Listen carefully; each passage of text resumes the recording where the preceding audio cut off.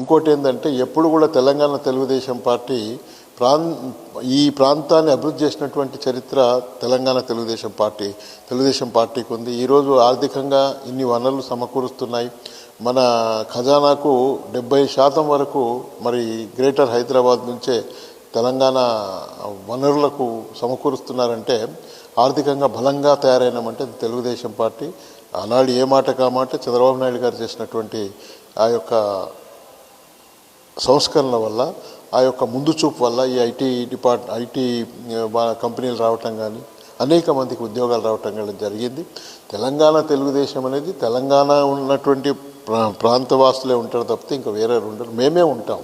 ఇంకోటి ఏంటంటే ముఖ్యంగా బడుగు బలహీన వర్గాల పార్టీ ఇప్పుడు రాష్ట్రంలో ఏదన్నా ఉంది అంటే అది తెలుగుదేశం పార్టీ అని మేము చెప్పక తప్పదు. ఎందుకంటే అప్పుడు పటేల్ పట్వారీ వ్యవస్థను రద్దు చేయటం కానీ, లేకపోతే అప్పటి వరకు కొన్ని వర్ణాలే ఇక్కడ రాజ్యాధికారం అంటే ఉమ్మడి రాష్ట్రంలో రాజ్యాధికారం చేసినాయి, కొన్ని వర్ణాలే వాళ్ళకే అధికారం వచ్చేది, వాళ్ళే